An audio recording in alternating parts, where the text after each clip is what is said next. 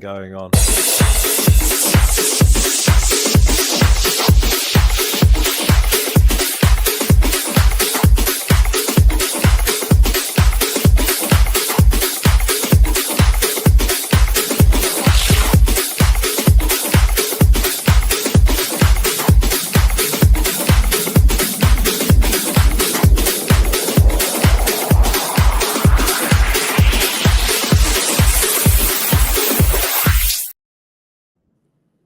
Well, good afternoon, everyone.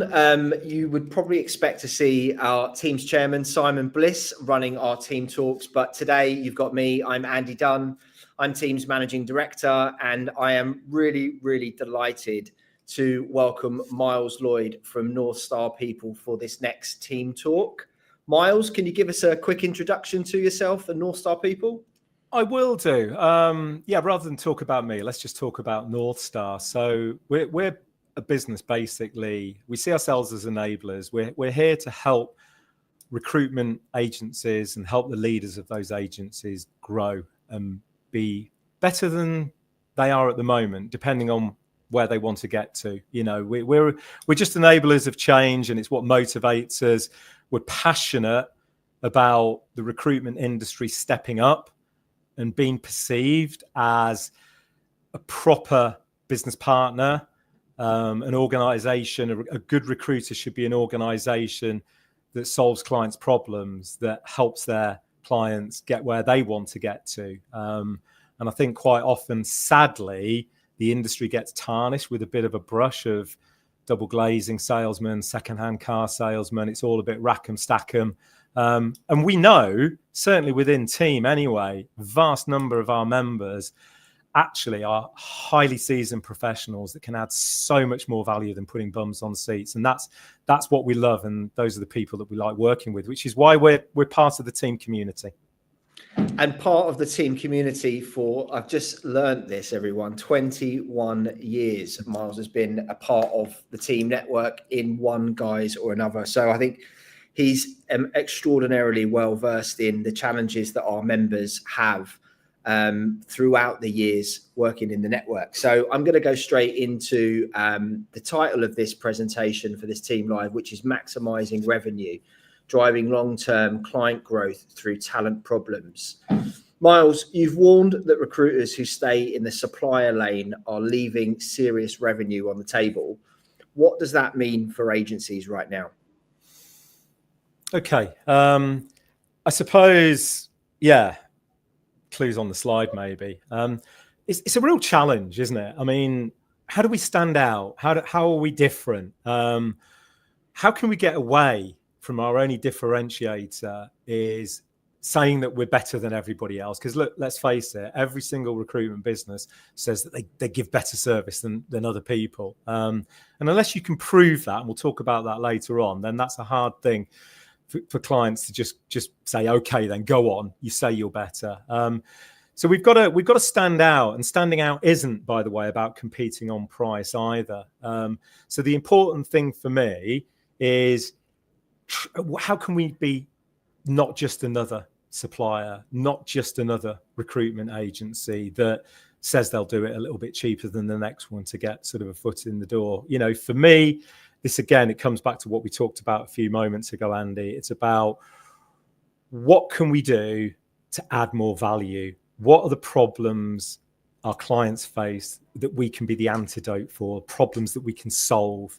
How can we make them look good? How can we make them be better? So, yeah, this is a serious shift away from what 90% of the recruitment community do, which is just be bloody good recruiters on the whole. But we need to be more than that. Definitely. And talking about building those relationships, what do you think separates a transactional client relationship from a true partnership with them? I think there's a lot of things, and we've got, I mean, Cross is the 4-box matrix for everything in life, isn't there? And I'm a huge fan of them. But, for me, if we want to get into that true space where most people I talk to want to be, we want to be a partner, we want to be the go-to, then there's a lot to that. This is about not just understanding your business in terms of who they are, where they are, and what they deliver, what they manufacture, whatever it is they do, but actually really getting to grips with them as an organization. There's very few recruitment businesses that properly map out clients and understand what that client looks like from an organizational structure point of view. I was with a client the other day in Salford. I was going to say Salford in Manchester. Everybody in Salford is going to go ballistic when you say that. Salford is a city within its own right, but it's very near Manchester. So I was in Salford with a client the other day, and we were just sort of saying about, do we understand what projects the client's bidding for at the moment? Do we understand projects they're working on that are coming to an end? How's that going to affect their requirements for manpower and hiring? Are they going to be letting people go as a result of some of those losses? Are they going to engage, big numbers of people? So when we talk about understanding business, it's not just, that's them over there and they've got a couple of sites here and I know a couple of people and they produce biscuits.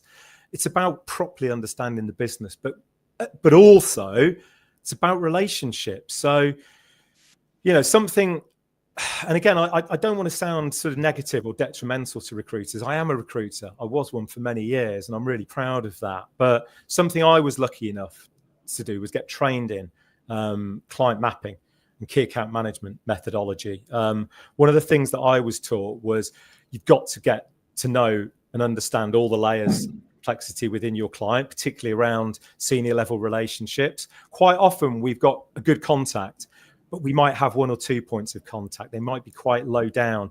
And we get into this habitual routine of having comfortable conversations. We go and meet and it's tea and biscuits. But quite often we don't know the more senior people. We don't have business conversations. And that's getting out of our comfort zone. So getting the relationships deeper and broader out of our comfort zone, yes. And business understanding, yes. So there's a couple of things there that I just want to focus in on before we move to the next question, if I may. Do you understand your ICP, your ideal customer profile? Who are your clients that you've got now? And who are the clients you need to be attracting in the future? And in terms of the buyer personas, where are our contact levels? Are they just users of our service? Do we have senior contacts within finance, within the HR side, and certainly with SME employers, the business owners and the directors? And that's where we fail quite often. So if you're going to be a partner, you've got to be a business partner. It's not about being their friend and their mate and their buddy and taking them pizza and God knows what else. We've got to move out of that space. And would you have a list of practical steps that recruiters could take on early to create these partnerships and map them out right? Yeah, it's a good question, that, and I think means more than just putting a bum on a seat, because that's where we're a supplier, we're a commodity, and within any commoditized market, when times are difficult, price starts being driven down. So if all we're doing is putting bums on seats, chances are we're feeling under stress and under pressure to reduce our price to deliver more. So for me, what we need to be thinking about is what more can we do? Because recruitment is a really, really narrow band. But if you actually think about recruitment in itself, there's lots of component parts to recruitment.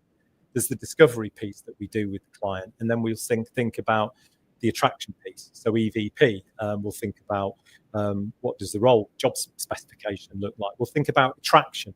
So what can we do to attract the right talent into sort of businesses? And once we've got that talent, what do we do to vet, to screen, to assess, as well as interview?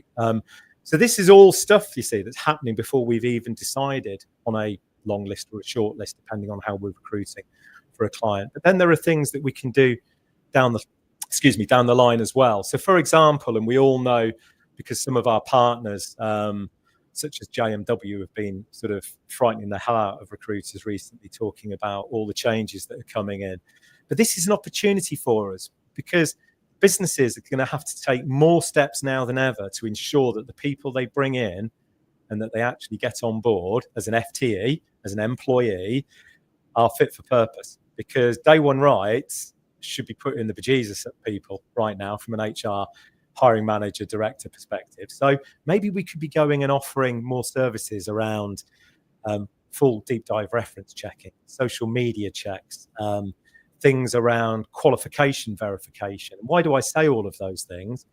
It's for a simple reason is, well, look, nobody lies on their CV, do they? Everybody's 100% honest. Of course they're not. Everybody embellishes. Everybody tweaks up their degree a little bit or says that they've done this when actually they were just part of, didn't actually own it. So, there might be things that we can do either to build into our recruitment offering, or maybe even actually start selling parts of those in a fragmented way, because we might have businesses that say, actually, we don't want somebody to do that, but we really need some help there.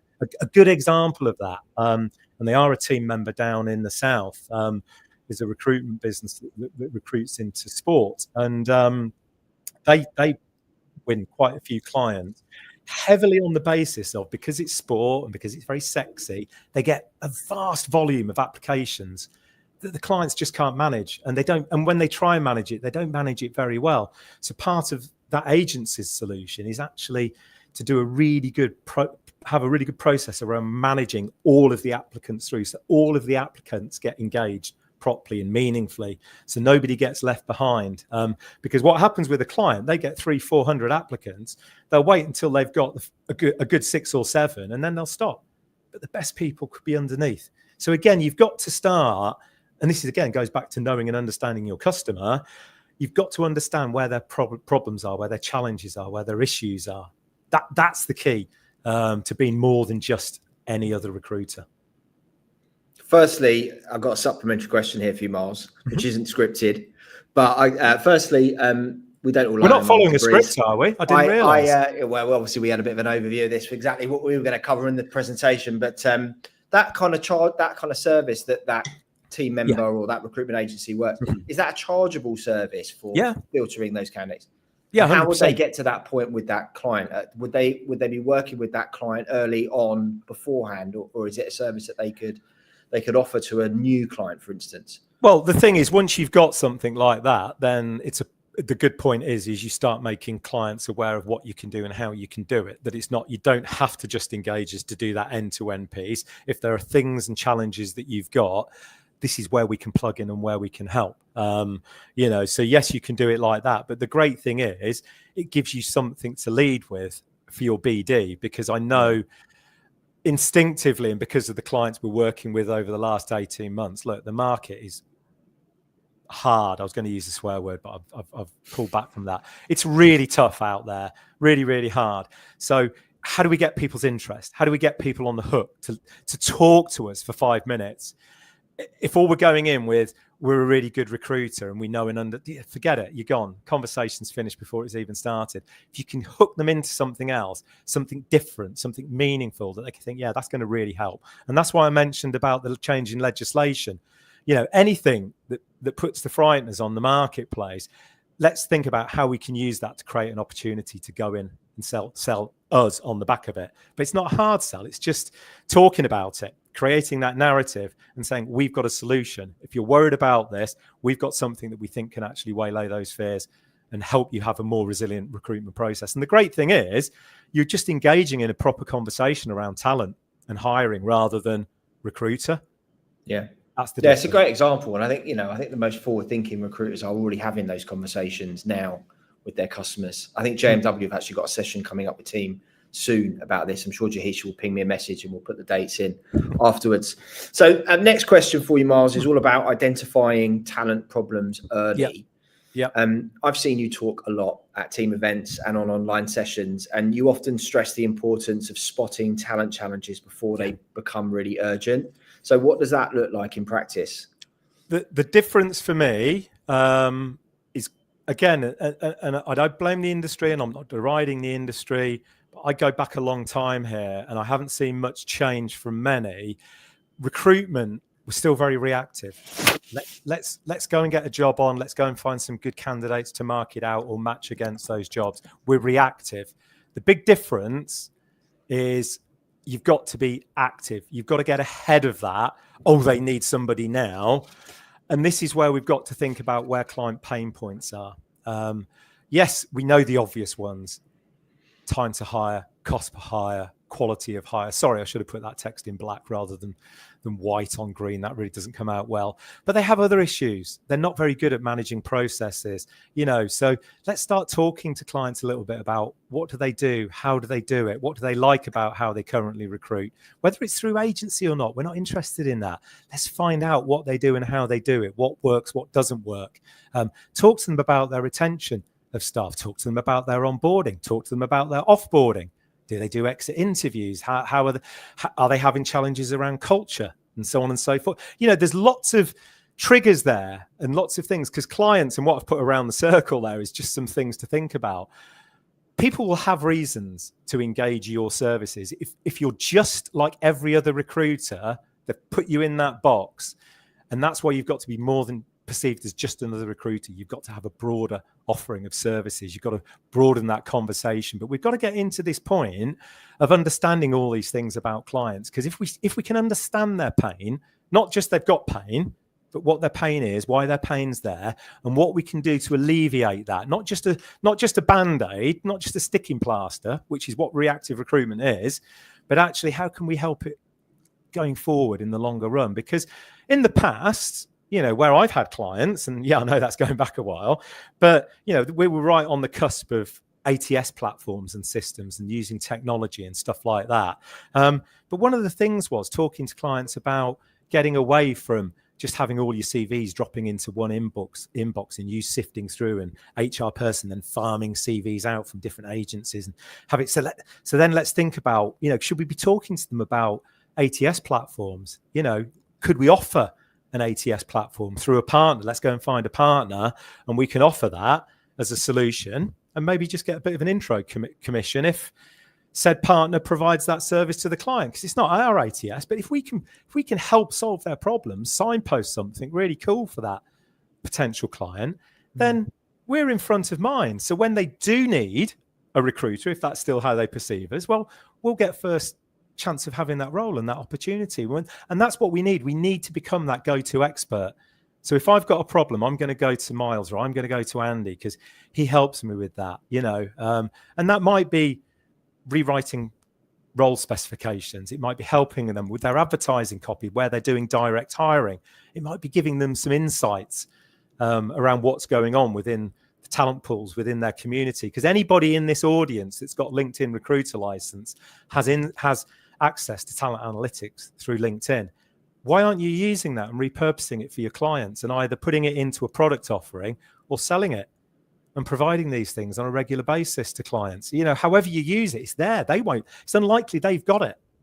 So why not offer that stuff out? So this is all about stop being reactive, getting ahead of the curve, having meaningful conversations. But this is part of this change we need to go through now, because the challenge we've got is if all we're doing is as recruitment leaders, and we've imagined that we've got a team of consultants and resources and stuff like that. If all we're doing is saying how many jobs you got on, how many interviews are on your board, how many CVs have you got out, we can't expect everybody to be having these conversations. So if you're a solopreneur, you can get into this space yourself. But if you're a leader of a recruitment business and in management and leadership, maybe you've got to think about what can I do and what should I be doing, and owning some of this strategic stuff.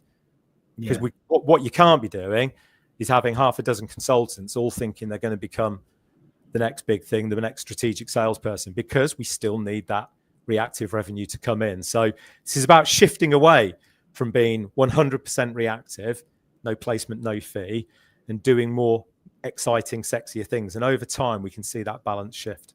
I think all those points that you've got around the outside of this diagram they are the things that position you as the trusted partner, and you will be the recruiter that the client picks up the phone to have those conversations with. I think if you're supplying that kind of things, how can recruiters position themselves as a problem solver rather than just someone who's supplying candidates?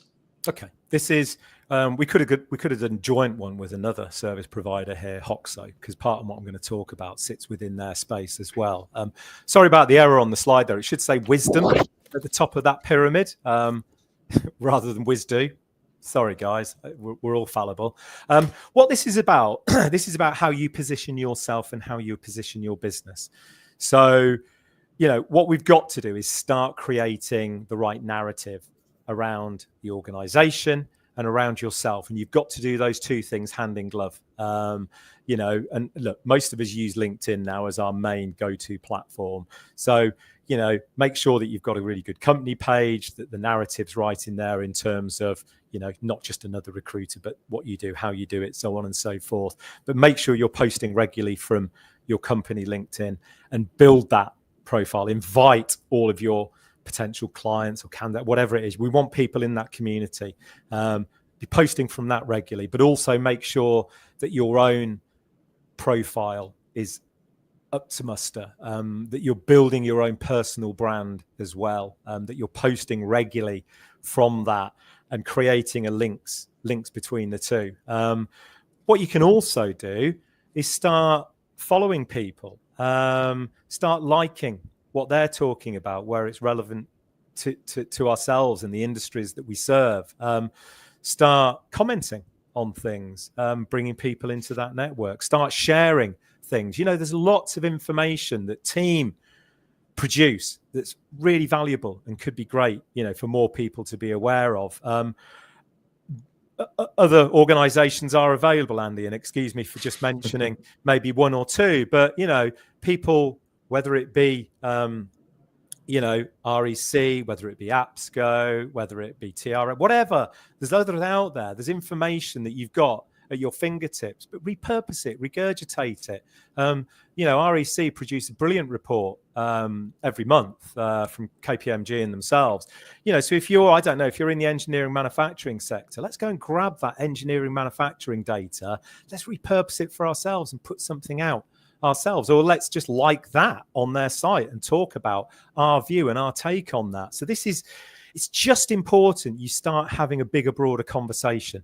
And start getting involved and engaged in that bigger piece. So share your wisdom, share your knowledge, pull together data and insights and share them directly and indirectly with your clients. I mean, if you were to build a suite of services and you had a premier brand product, let's just call it that for now, maybe part of that means that they get regular data updates, they get regular insights. There's so much that we can do, but you've just got to up your game. You've got to stand out. Otherwise, you're John Malkovich and you just look like everybody else. Yeah, I'm talking at the Rec Expo in Birmingham in October, and I'm going to talk about how recruiters win by going to industry events. Yeah, and one of the things I'm going to talk about is like having your own personal experience and writing a report and a summary. Like it's one of the greatest places where recruiters can really set themselves apart by actually getting out, meeting their customers in one space. Yeah. So I think that positioning is absolutely key. Let's move on to mindset. What mindset shifts do you think recruiters need to make if they want to be seen as an indispensable strategic partner? There's one, and it's quite brutal in terms of what this is. It's as simple as that. It's a word we use all the time in recruitment, and I'm not talking about what we call candidates when they no-show for interviews or don't turn up on their first day, and it's not what we talk about with all these clients that are ghosting us right now. It's not that C word. It's the word consultant. How many times is that on somebody's, we don't have business cards nowadays, email signatures, or they're linked to consultant? We don't consult. We've got to consult. We've got to be that person that not just understands the pain, because the previous slide I talked about had all those different pain points, the main 6 and the stuff around the outside, but when you go for a consultation, if you've got a bad knee, painful knee, and you don't go in, well, hopefully you don't go in and say, I've got a bad knee. Okay, here's a plaster for it, or here's a magic sponge like they used to in football in the olden days. An overweight man runs on in a tight-fitting tracksuit with a sponge and a bucket, rubs it down, off you go. But there's some proper work done, isn't there? So it's like, right, okay, sit down. Okay, so you're in pain. Well, tell me about that pain. When did you first start experiencing it? Is it getting any better? Is it getting worse? Is it focused in one area, or is it in multiple areas? Is there anything you're doing that you think's making it worse? When does it start to get better? So there's a process a consultant goes through, and I've just used a medical example there, that they go through to understand that. And then they think, okay, right, what could be my treatment for this? So what's my antidote? Is it a quick fix? Well, I'll give you an injection. You're all right, mate. And if you're not, come back in a week. Or it might be a process that they go through where here's some pills, here's some strapping. You're going to have an operation in 3 months. Then there's going to be some rehab. I'm just thinking about my ACL when I snapped it playing football. But that was a 9-month process to deal with all my pain and all my issues and all my challenges. So what we need as great partners, as great hiring partners, talent partners, I'm trying to avoid using the R word, recruitment, then basically, that's our mind shift. It's as simple as that. Stop rushing to the, and I know we don't do this, we've got any jobs sort of thing, but I'm not worried about what you need right now. Look, let's have that conversation later. Let's talk about you. Let's talk about your business. Let's talk about what's coming on the horizon, 3 months, 6 months, 9 months, 12 months. Let's educate them, because I tell you what, you'll have clients now that don't understand the impact of the changes in legislation around day one rights. So let's educate them. Maybe with JMW, maybe have a bit of an alliance and do something dual branded and start pushing something out to your clients. I mean, there's this world of opportunity, but this is the challenge, because when it's difficult and when we're really, really busy making loads of money like we did post-COVID, because it was just everybody was hiring. So many businesses didn't build all these value propositions because they were just like, Christ, with loads of jobs, let's make loads of money. But now we're really busy trying to frantically, we've got to sell, and how are we going to get more jobs on? And we're in panic mode a little bit. So we're not going to work on our business. You've got to work on your business to develop a solution. And then you've got to go and start talking to clients and being properly consultative, understand their problems and their issues, because you've got to make sure that what you're offering is meeting their need and requirements and helping ease that pain, or even creating an opportunity for them. Because one of the big challenges employers face at the moment, twee phrase, war for talent, but it's brutal out there. If you've got clients, many clients are desperate for good people, can't find good people for love and money. Right. Are we honest with them about what, sorry, mate, but you're shit. You only give 4 weeks holiday. You're paying 10% less than market rate in the location. Do we talk to them about their EVP and what they need to do to actually, rather than scrape the bottom of the barrel when you're hiring, what you need to do to be able to get the cream at the top? Now, whether they take that advice or not, that's not our problem. But are we giving that advice? Are we being honest? Let's be consultants. As soon as we're consultants, the whole relationship changes. Yeah. So on that basis, could you share a example where an agency successfully made this kind of shift and what impact it had to their revenue and their clients' loyalty? Well, if you give me time, I'll do slightly better than that. I'm going to give you 3 or maybe even 4 examples here, because it all links into the next slide. So these are all real situations. I won't obviously give the names of the agencies away, but I'll talk about a little bit about, size and sector and things like that, because I want it to be really relevant for our sort of audience. So what I've got here, I'll just explain this before I go into the examples. It's what I call a value proposition curve. So basically, as you go along from left to right, service complexity goes up, but as you go along from left to right, you're adding more quality. It's better value for the customer. I'll explain that in a moment as well. There's more commitment from them to us and us to them. And actually, get it right, it's more profitable for you as a business because it's reducing waste as well. But I've chunked those offerings into 3 main grouping areas. What we tend to do as recruiters tends to sit on the left-hand side. So we do perm, we do temp, we do interim. We might do a bit of retained. I know it's old school sort of old money stuff, contingent and retained, but that's what we do on the whole. We can do that stuff. Yeah. Where I think we need to get to, and I think where we can get to really, really quickly, because look, Andy, for the last 18 months, at least 60% of the work we're doing at NorthStar People has been around building and enhancing positions for recruitment businesses. where you can get to really quickly is that middle ground, subscription models, perm and non-perm, doing modular RPO. We spoke about chunking up the process and just offering parts of the process. You can do a modular approach. You could do this fractional embedded, where maybe you're actually going in and saying, I'll give you my services for 1 day a week or 2 days a month or whatever it is, and do that. We've got a client doing that. I'll talk about that in a moment. Or project RPO, where we know there's a volume of vacancies over a period of time, and that's slightly different to subscription. And I won't go into the semantics. That's a whole different session. But that middle ground we can get to really easy. What we hear a lot about is what's over on the right-hand side. And look, I'm all for, as a business, if I was, if I had a recruitment business now that was on the left, I'd be thinking, right, what can I do now? Where's the low-hanging fruit? Where's the easier to win stuff and transact on?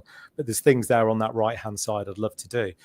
As a business, that might be year 2, year 3, where you have some of those things, but we need to go through a process of evolution and involvement. So for me, and the examples I'm going to give are in relation to this. So, for example, client based in Manchester, hospitality, went to market with a subscription model, and they were so brave. It was unreal. In fact, I had a little bit of a heart flutter moment when they showed me their marketing campaign for this, because they went to market with we can hire for you for as little as, and it was a very single digit number, X%. And I won't give you the number because it would be wrong for me to do to, but we can recruit for you for as little as X%. And it was a single digit. This transformed their business, and it caused huge waves within the hospitality recruitment space, not just in the Northwest, but they've also got an office down in London. And how were they able to do this? They were able to do this because once they'd realized that their fill rate was 1 in 3 and their average percentage margin on perm recruitment was typically around 15 to 16%, actually their productivity was running at about 6%. Because they were filling 1 in 3, so that's giving them benefit, saying it's an average of 18%. So realistically, they're doing about somewhere between 4.5% and 6% on success if you count all the roles that they work on. So all of a sudden, they're thinking, actually, we can go in with a subscription model that's maybe 2 or 3 percentage points higher than that. To the client, it's massively attractive. It knocks out the competition because it's a subscription model and it's fully committed, client to you to client. But actually, profitability-wise, it makes us a load of money. And that's absolutely transformed their business. They've got, I think, somewhere around sort of 20, 25% of their revenue within a year now within a subscription model. So the roles they're working on, they're not going to be changed. Clients aren't dicking around. They're not going anywhere else. It gives us time to do a proper job, do it well, and do it right. Example number 1. Example number 2, who is a team member, by the way, solopreneur based in the north, up in Lancashire, has a product offering that has a fractional embedded in there, where in effect, said individual is selling their services as a talent professional to go in there and work exclusively with that client. And that might be working on site for them or working remotely, but they're going to hire for them, not as an agency, but for them, and be part of that sort of team. And again, I think it's 1/3 of revenue now in that space. A perm committed, which is in that first sort of sector.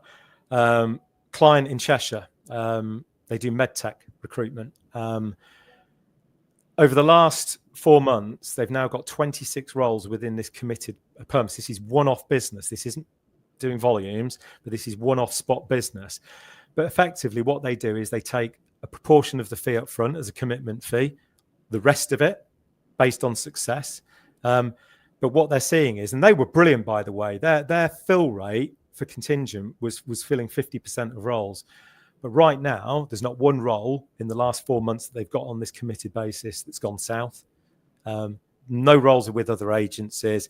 Every role's been filled. But interestingly, although they're only getting a small proportion of the fee, probably equivalent to about a couple of grand up front, it's that stickiness that's building, and the trust that's building, and they're able to do a much deeper dive as part of the process, so they're adding more value. Again, so interestingly, the knock-on of that is they've got a much more resilient pipeline that's going to be guaranteed for the next 3 months.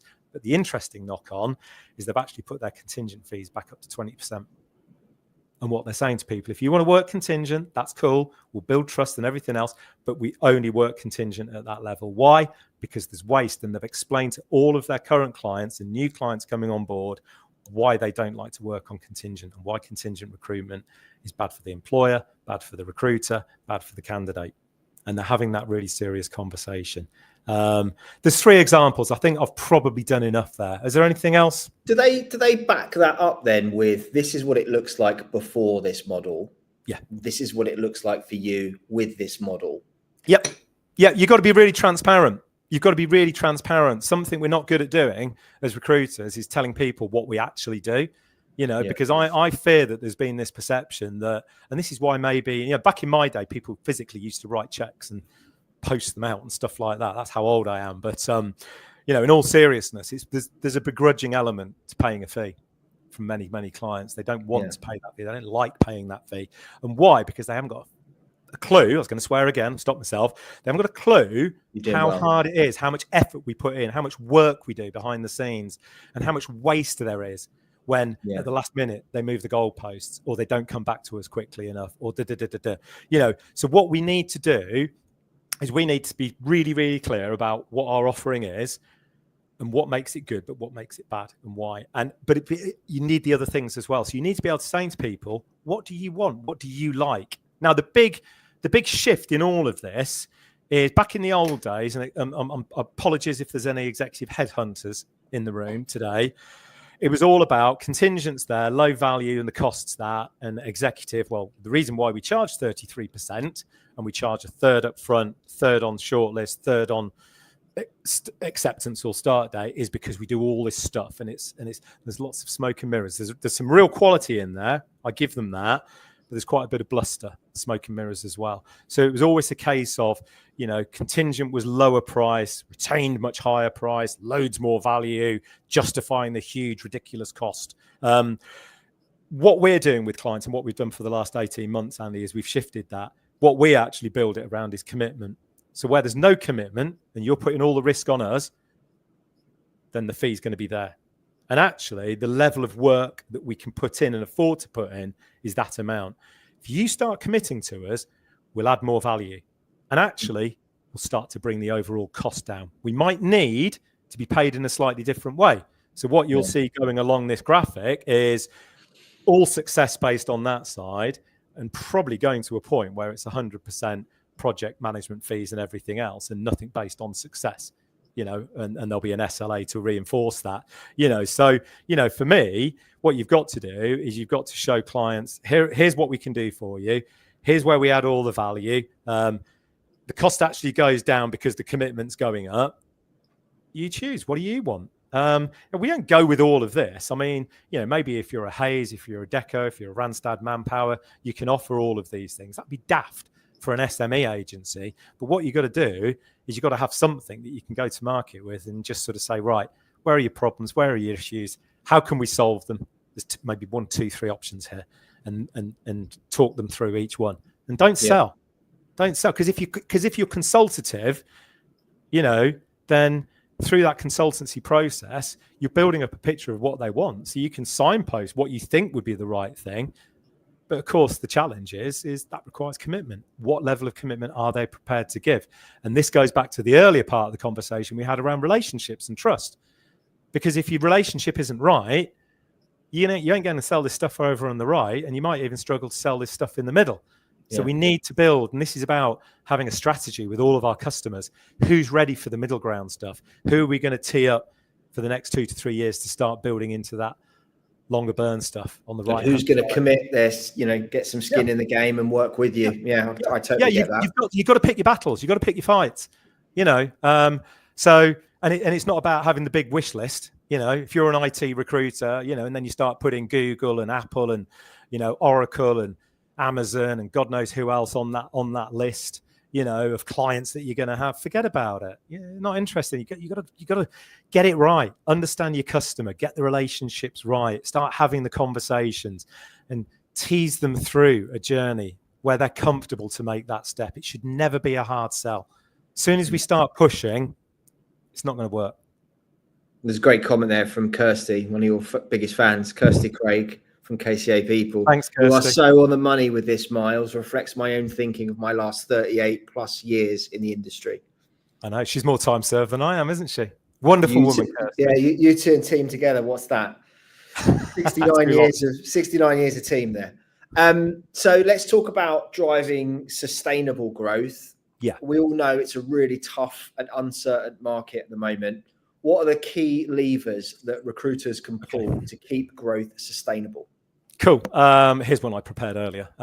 Look, I hopefully you can see that on the sort of screen. By the way, if you do want any copies, Andy, do we make copies? This is available, isn't it, on Team Hub? I think what Jahisha's going to do is make the slides available if you're happy with that. Then she'll turn it into as well a bit of what she's been doing is creating like a playbooks and step-by-step guides with a bit of information, obviously with the QR that you can book in a call with Miles afterwards as well. Look, this is cool. I'm all about sharing, so absolutely, yeah. I mean, look, all I've done here is just put up a few things to get people sort of thinking, really.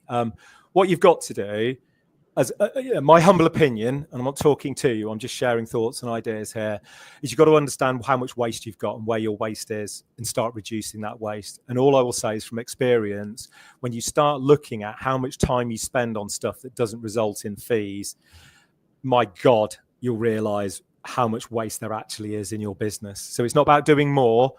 It's about saying, what do we do less of? And there might be clients that you build some revenue with, bloody time wasters, and actually look at how many vacancies you've actually worked on, how many CVs you've actually sent over for those fees. And you got to make a decision. Are they worth it or not?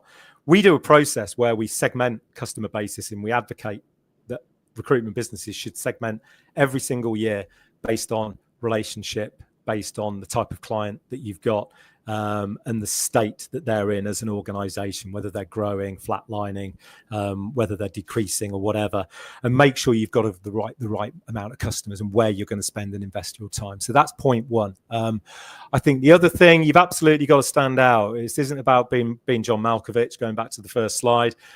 Where's your sweet spot? Where are you going to stand out? Where are you going to be different? You won't be unique. Don't think about USPs. Forget it. Because if you find one, it will be gone within weeks because somebody's going to copy it anyway. But what makes us stand out? What are we going to lead on? Is it product? Is it quality? You can choose price if you want, but good luck to you in this market. But when we are innovating, if you're going to develop products, look, reach out. We'll help with it. Of course we can. But for God's sake, involve your clients, guys. Talk to them about what they want. Build a virtual concept. Take it to them. Talk to them about it. Get them to critique it. What do they like? What don't they like? What do they really love? Is there anything in there that they think's a bit iffy? Go to your known and trusted and share it with them, because there's no point in you developing something and then chucking it out there and getting it slightly wrong. Because if you're more than 5% left or right of centre, it will fail. And that's our big learning over the years, is doing that innovation with clients, understanding them, what they want is important. And I've just highlighted that. If you build your product now based on, you give us more commitment, we will improve the quality and reduce the cost. That wins right now. And it's been winning for the last 18 months for many of our clients. We talked about the segmentation piece already. We talked about mapping clients as well. And this isn't for everybody, but, who are your key clients now? Who are the key clients for the future? Go through a process of mapping those businesses out so you really understand them. And I'm not selling this, but we have a process where we have a client map that's reviewed regularly internally, where we understand where the client is now. We understand where the client's going in the future, who the competition are, what we need to do to improve our position, who we know, who we don't know. And our agency clients have a strategy for their key clients. Each of their key clients has a strategy of what we're going to do with them over the next 12 and 24 months to get them where we want to get them to. It sounds grand and it sounds big, but you don't do it with all your clients. You do it with the ones that are really important, that you have an opportunity to take them from little commitment, no placement, no fee contingent, into that other space. Also as well, I think, just have a plan. This time of year is a good time of year because many people have still got maybe a week and a half left of summer holes if you've got kids and stuff like that. But where's our business coming from in the next 12 months? Who are our buying clients? Who are our dormant clients? How many of them are there? How are we going to reactivate them? Who are the past clients? And I'm talking about clients, current ones buying now, dormants haven't bought in the last 12, but bought previous 12, past clients that haven't maybe bought for 2 years. Quite often businesses disappear off our radar and we forget about them because a consultant's left, or they just went quiet and we've moved on because we're just rushing 100%. So get all of that stuff out. Think about the prospects and the suspects, which ones and why. But it's all about accountability and responsibility. Because if you're dishing out targets or you're agreeing targets with consultants or teams or whatever it is, but if we've got to do 2 million quid's worth of GP, where's it coming from? Who's responsible for it and where? We need that accountability. And as I said earlier, one of the most important things here is try not to be too short-termism, which is all about looking at last month's results and what we've got on in the next month, or even last week's results and what have we got on in the next week. We've got to start being a bit more expansive and start being a little bit more next quarter, next half year, next 12 months, for ourselves and for our clients as well. Because if we don't get into that space, then we're just on that hamster wheel, which is painful. I think that point as well, Miles, like the penultimate one, plan where your revenue's coming from, dormant past prospects and suspects. That was one of the biggest mistakes I used to make when I had my business. I try a few times with business development calls, with emails, nothing would happen for a while. And then every once in a while, I'd send out an email to my entire database, and the amount of bounce backs that I got of people that had left the business that I tried to chip away at for a long time, but never got my foot in the door. Like, that's a great exercise, isn't it, for recruitment businesses to do at this time of year, to get ready for the end part of 2025 and moving into their plans for 2026. Absolutely. That's really good. So, let's talk about metrics and how recruitment business owners can track to know that they're building long-term revenue rather than just chasing short-term wins. What metrics can we look at? Absolutely. Look, and I know I've been sort of gabbling on a little bit, so I'll sort of power through these. But it comes back to that previous slide when we talked about that bottom row where it talks about focus on the enablers and stop obsessing about the results. We've got to get ahead of how have we done? Ooh, that's not good enough. We need to do more, and we need to get ahead of the game. So what I would say is, and it's a very worthwhile exercise, right? Who's bought in the last 12 months? And did they buy in the previous 12 months? And what about the 12 months before that? So let's look at our customer retention from a 1 year, 2 year, and maybe even 3 year if we've got the data perspective. So how many customers are we retaining year on year? That will open your eyes and you'll go, bloody hell, we're amazing. Or shit, didn't realize it was that bad. But it's going to make you want to do something about it. But that to me should be a key metric in terms of our customer retention. Where is it now, and what does really good look like, and where do we need to get it to? We talked earlier about key customers. So with key clients, we should have a plan. We should have a strategy. And maybe we did 100 grand with them this year, or 10 grand, or whatever. I don't mind. Doesn't matter. But what can we do next year? And which of our clients are we going to grow, and by how much? Let's put some numbers on it. Let's put some targets on it, and we can have it as a metric, something we discuss quarterly as a team or at a board meeting or whatever. But so have a customer growth measure. The most important metric for any business, as far as I'm concerned, is your NPS, your Net Promoter Score. It's all well and good saying that you're good, but knowing that you're good and being able to prove it's really important. So, on a scale of 1 to 10, we all know that sort of classic sort of question, but we want to see who our advocates are. We want to pull on that. But knowing where your NPS is right now, if you don't know that, and you just think you're good, or we do a survey once a year, well, I'm sorry, it's not good enough. You need to be doing this more regularly at the point of engagement, of contact. And by the way, not just on people that you've placed and clients you've placed with. This is about people that have engaged our service. So maybe we do it on clients that we've worked on, vacancies, candidates that we've represented. Whether we've had success or not, it's irrelevant for NPS. But so having that in the business and understanding, again, where our score is, what does it look like compared to average, and what does it look like to best in class? And the good thing about NPS, it's readily available in the market. You can get that data. Average NPS for recruitment businesses, I think, runs at something like 42. For professional services consultancy, runs at about 75. So again, where should we be? That's really important. Another metric just to focus in, and this is a bit results led, but I think, again, this is important for business owners and leaders. What's our conversion of GP to net profit? Many, many years ago, that was running at about 30%, 33%. As an average, that was pretty good compared to now, because now it runs at probably less than 20%. And for some of you, it will be considerably less. But, you've got to start. It's not just about contribution. It's about profitability. And going back to the products we talked about earlier, others are available as well. But, the products with the least waste, the products with the more commitment, get them right, they will be highly, highly profitable, not just in terms of the net profit they give you, but if you're on today's talk and you're thinking about ever exiting your business, it's about building enterprise value. You ain't building enterprise value on the left-hand side of those products. You're building virtually nothing. Maybe with the contract you will, temp you will a bit, but where the big multipliers come, where you're building enterprise value, it's in the middle and on the right-hand side. But understanding that conversion is good. And the last four, really quickly, if you've got that suite of products, you've got to know what the mix is now and what we want to shift the mix to and measure it.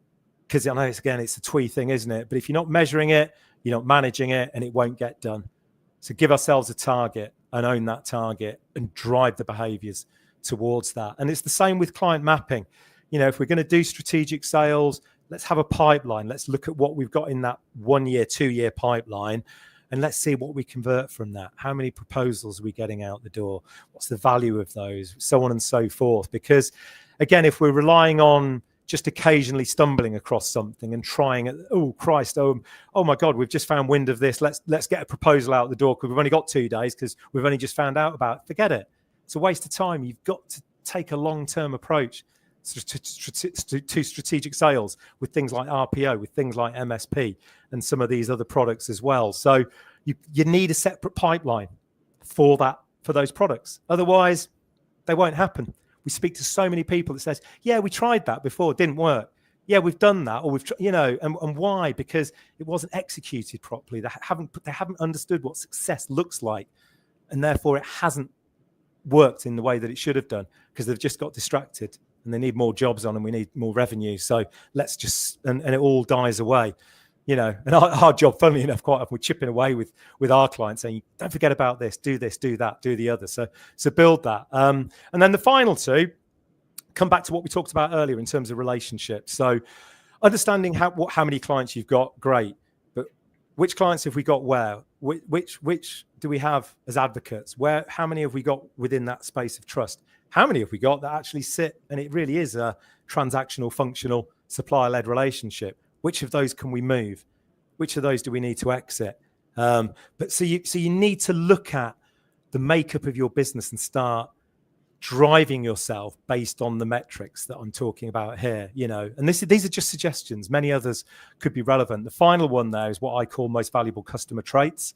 And it's just a real sort of sanity check this. If you don't have clarity in your mind about what a good customer looks like in terms of the market they're in, the sector they're in, how many roles they recruit annually, temp or perm or contract, what level of relationship we've got, whether they pay within 30 days, 90 days, whatever. If you don't have clarity of what your most valuable customer traits are, then you've got a problem. But if you have that, or if you're going to do that, then you can actually develop a scoring matrix for that. And you can sort of see, right, as an average, this is where our score is for our customer base. Are we happy with that? Is it too low? Do we need to shift it higher? What do we need to do to shift it higher? Because that's what metrics do. Metrics change behaviors. Metrics make you think and challenge you. Bad metrics are just ones that are all based on results that everybody looks at and says, oh, that's good. Well, that's not good. All need to do 8 more. of these, Miles, could you track these, or would you track these in your Yes. CRM? Yes. Most of them will come out of a CRM. Some might need an interaction, for example, with Xero or an accounting platform around the cash and stuff like that. But yeah, build a dashboard. Red, amber, green. Build a dashboard. Some of these measures you could look at monthly, quarterly, always have a rolling year to date, because you want to look at trends. You want to look at patterns. Because if you're starting to do different things, the effect might not come for 2 or 3 months. So you need to be looking at it and seeing, is it changing? Because if it doesn't move, well, we need to do something different. We need to do something more.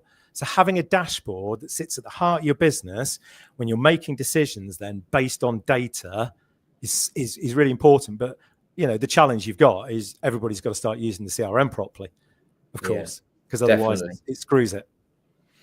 So we're currently at 55 minutes, and I've got a closing question for you, Miles. Thanks for that slew of information. I think everyone got loads and loads from that. We've had loads of really nice comments as well in the chat. But if you could sum up and give one piece of advice to agency owners who want to stop being just suppliers and start being true partners, what would that one piece of advice be? Well, the advice isn't coming from me.